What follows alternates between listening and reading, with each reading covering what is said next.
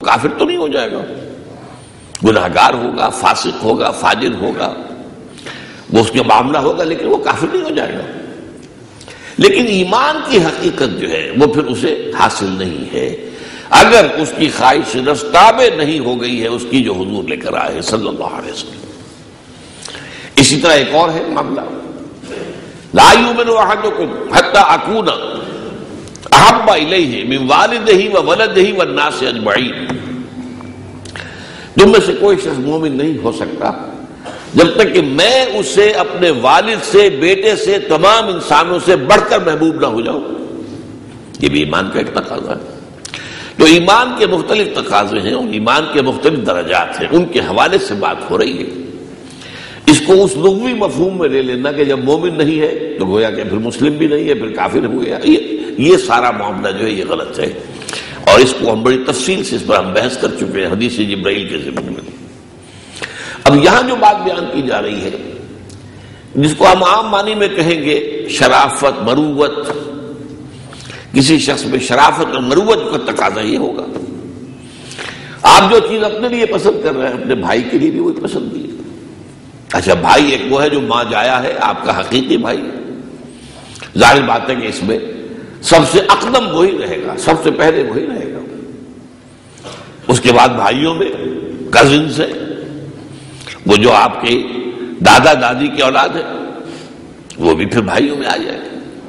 یہ دائرہ وسیع ہوتا چلا جائے گا، اور یہ دائرہ جو ہے یہاں تک کہ پوری نوع انسانی کو اپنے احاطے میں لے لے گا، کیونکہ میں ابھی بتا چکا ہوں ان سے بھی تو ایک رشتہ اخوت ہے، وہ آدم و حوا کی اولاد ہے، تو اس اعتبار سے ان سے بھی ہمارا ایک رشتہ اخوت تو ہے۔ تو اگر ہمیں کوئی خیر ملا ہے تو ہمارے ایمان کا تقاضا یہ ہے کہ وہ خیر ہم پسند کریں کہ ہر بھائی کو ملے، درجہ بدرجہ، الاقرب فالاقرب، الاقرب فالاقرب، لیکن درجہ بدرجہ یہ بات پھیلتی چلی جائے گی۔ اب اس میں سب سے بڑی بات، فرض کیجیے اللہ تعالیٰ نے آپ کو صحت دی ہے، آپ چاہیں کہ آپ کے بھائیوں کے اندر بھی صحت ہو، کوئی بیماری ہے، مرض ہے، ان سے اللہ تعالیٰ شفا دے دے۔ آپ کو اللہ نے دولت دی ہے، آپ کو یہ پسند کرنا چاہیے کہ آپ کے بھائیوں کے پاس بھی ہونا چاہیے، اللہ تعالیٰ انہیں بھی وہ دولت سے سرفراز فرمائے۔ لیکن سب سے بڑی بات کیا ہے؟ سب سے بڑی دولت ہدایت ہے۔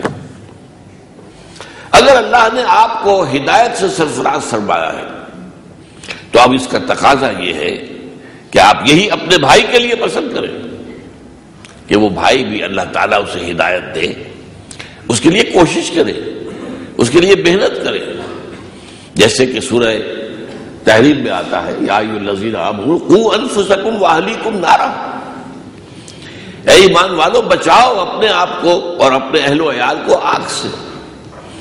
یہ بھی تو وہی خیر خواہی ہے، الدین والنصیحہ جو ہم حدیث پڑھ چکے ہیں، اس کے اندر بھی ظاہر بات ہے کہ اس ہدایت کو عام کرنا، لوگوں تک پھیلانا، پہنچانا، یہ بھی اسی حدیث کا لازمہ ہو جائے گا۔ لا یؤمن احدکم حتی یحب لاخیہ ما یحب لنفسہ۔ اب میں نے جیسا کہ عرض کیا اخلاقیات کے میدان میں اس کا دائرہ بڑھتا چلا جائے گا، پھیلتا چلا جائے گا۔ یہ تو جیسے جیسے آپ کے قلب کے اندر وسعت پیدا ہوگی، آپ کے سینے میں فراخی پیدا ہوگی، تو رشتہ اخوت جو ہے بڑھتا چلا جائے گا، اور یہ پھر وہ چیز ہے کہ جو خلق کی ہدایت کے لیے، نوع انسانی کو سیدھے راستے پر لانے کے لیے ایک وقت ایسا آ جاتا ہے کہ پھر انسان کے لیے اس کے سوا کوئی اور کام کرنے کو اس کا جی چاہتا ہی نہیں۔ جب حضور نے یہاں تک فرما دیا حضرت علی سے رضی اللہ تعالی عنہ، یا علی ان یہدی اللہ بک رجلا واحدا خیر لک من حمر النعم، اگر تمہارے ذریعے سے اللہ تعالیٰ کسی ایک شخص کو بھی ہدایت دے دے تو یہ تمہارے لیے سرخ اونٹوں سے بڑی دولت ہے۔ بڑی حکیمانہ، یہ بھی جواب الکلم سے بات ہے، اور دیکھیے کیسے بات کو جمع کیا گیا ہے۔ ہدایت تم نہیں دے سکتے، ہدایت تو اللہ دے گا، ان یہدی اللہ بک رجلا واحدا، لیکن اگر اللہ کسی کی ہدایت کو دے رہا ہے اس میں ذریعہ تمہیں بنا دے تمہارے ذریعے سے ہدایت اس کو پہنچے تو یہ تمہارے لیے سرخ اونٹوں سے بڑھ کر جو ہے یہ دولت ہے. یہ سرخ اونٹ جو ہے عربوں کی بہت ہی پسندیدہ، بہت ہی سمجھیے کہ محبوب جو ہے نوع سرخ رنگ کا اونٹ. تو یا علی ان یہدی اللہ بک رجلا واحدا خیر لک من حمر النعم. تو اب ظاہر بات ہے یہ جو ہم صوفیہ کے بارے میں پڑھتے ہیں انہیں تو اسی چیز کی غرض تھی کہ لوگوں تک ہدایت کا کلمہ پہنچ جائے. انہوں نے کوئی جائیدادیں تو نہیں بنائی. یہ اولیاء اللہ یہ دوسری بات ہے کہ آج ان کے مقبروں پر کیا ہو رہا ہے، مشرکانہ حرکات ہو رہی ہیں، بدعات ہیں، بہت ہی شریعت کے خلاف افعال سر انجام پا رہے ہیں، میلے لگے ہوتے ہیں اور میلے میں عصمت فروشی کا دھندا بہت بڑے پیمانے پر ہوتا ہے. یہ سارا کچھ ہو رہا ہے اور ہو رہا ہے ان کے نام پر. اور جو گندی نشین وہ عیاشیاں کرتے انہوں نے تو اسرت میں زندگی گزاری تھی. بابا فرید شکر گنج رحمۃ اللہ علیہ کے بارے میں آتا ہے بسا اوقات اس کے سوا کچھ نہیں ہوتا تھا کہ پانی میں تھوڑا سا نمک ڈال کر اس سے سوکھی روٹی جو ہے وہ ذرا گیلی کر کے کھائے. انہوں نے زندگی اس طور سے گزاری. انہوں نے کوئی کاروبار نہیں کیا، حالانکہ کاروبار کرنا کوئی حرام تو نہیں ہے، لیکن ایک سینس آف ویلیوز ہے. کاروبار سے مجھے کیا حاصل ہوگا؟ کوئی معاش حاصل کر لوں گا، اور اگر میرے ذریعے سے اللہ ہدایت پھیلا دے تو جو کچھ مجھے آخرت میں حاصل ہوگا اس کا تصور بھی نہیں کیا جا سکتا. So why to settle for less? پھر ظاہر بات ہے آپ انسان اپنی قدر و قیمت تھوڑی کیوں قبول کریں؟ آپ کو جو بھی توانائی دی ہے اللہ تعالیٰ نے، جو قوت دی ہے، جو مہلت عمر دی ہے، جو صحت دی ہے، اور اگر اللہ تعالیٰ نے آپ کو اظہار ما فی الضمیر کی صلاحیت بھی دی ہے، تقریر و تحریر کی صلاحیت دی ہے، تو ان کو آپ بازار میں لا کر تو گھٹیا قیمت پر ان کو فروخت کریں. اس کی سب سے بڑی قیمت کیا ہے کہ لوگوں کی ہدایت کے لیے صرف کریں، ان کی بھلائی کے لیے، ان کی عاقبت سنوارنے کے لیے، ان کو جہنم کی آگ سے بچانے کے لیے. قوا انفسکم واہلیکم نارا. تو یہ در حقیقت وہ شرافت و مروت کا تقاضا ہے کہ جس سے یہ دین کی دعوت پھیلتی ہے. پھر یہ جذبہ اگر ہوگا لوگوں کے اندر تو وہ اپنے وقت کا اصل جو مصرف ہے اسی کو قرار دیں گے اور زندگی کے اندر سب سے اہم قیمت اسی کو سمجھیں گے، اپنے وقت کی اور اپنی صلاحیتوں کی، کہ اس کو ذریعہ ہدایت بنایا جائے لوگوں کے لیے.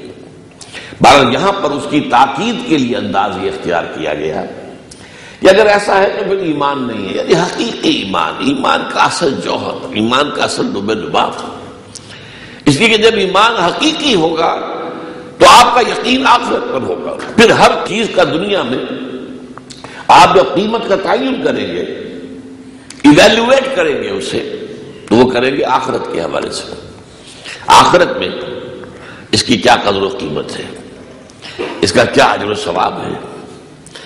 جیسے کہ ہم پڑھ چکے ہیں پچھلی حدیث میں، من حسن الاسلام المرء ترکہ ما لا یعنی.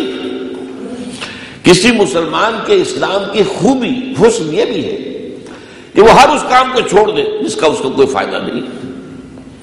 یعنی دنیا کا وقت یا تو لگے دنیاوی ضرورت کوئی پوری کرنے کے لیے، وہ بھی ظاہر بات تو تقاضا ہے، زندگی کے تقاضے ہیں پورے کرنے. یہ ایک مصرف ہے، جائز مصرف ہے، صحیح مصرف ہے. اور یا پھر اس کے ذریعے سے آخرت کمائی جائے. یوں سمجھنا کہ وقت کوئی بیکار اور فضول چیز ہے. بیسٹ ٹائم جیسا کہ میں نے کہا تھا کہ لفظ استعمال ہوتا ہے، وقت گزاری کا مشغلہ ہے جی، ذرا وقت گزاری کے لیے، تفریح کے لیے، اس کا تو سوال ہی پیدا نہیں ہوتا اگر آخرت کا یقین. تو اسی حوالے سے اگر آخرت کا یقین ہے تو ظاہر بات ہے کون چاہے گا کہ میری اولاد جہنم میں ڈالی جائے؟ کون چاہے گا؟ کون چاہے گا کہ میرا بھائی جہنم میں ڈالا جائے؟ وہ تو پھر اس کے بعد انسان کے ساری صلاحیتیں، ساری قوتیں، ساری توانائیاں اس میں صرف ہوں گی کہ جتنوں کو بچا لوں، بچا سکوں بچا لوں. جیسے کہ حضور صلی اللہ علیہ وسلم نے مثال دی، میری اور تمہاری مثال ایسی ہے کہ آگ کا ایک الاؤ ہے جو تمہیں نظر نہیں آ رہا اور تم اس میں گر پڑنا چاہتے ہو، تو میں تمہارے کپڑے پکڑ پکڑ کر گھسیٹ رہا ہوں. اس کی میں مثال واضح طور پہ دیا کرتا ہوں. فرض کیجئے کہ آپ کہیں سڑک کے کنارے بیٹھے ہوئے ہیں اور اور آپ کو معلوم ہے کہ آگے سڑک کھلی ہوئی ہے، ٹیلی فون والوں نے یا سوئی گیس والوں نے یا کسی اور نے سڑک کھلی ہوئی ہے، گڑھا ہے آگے۔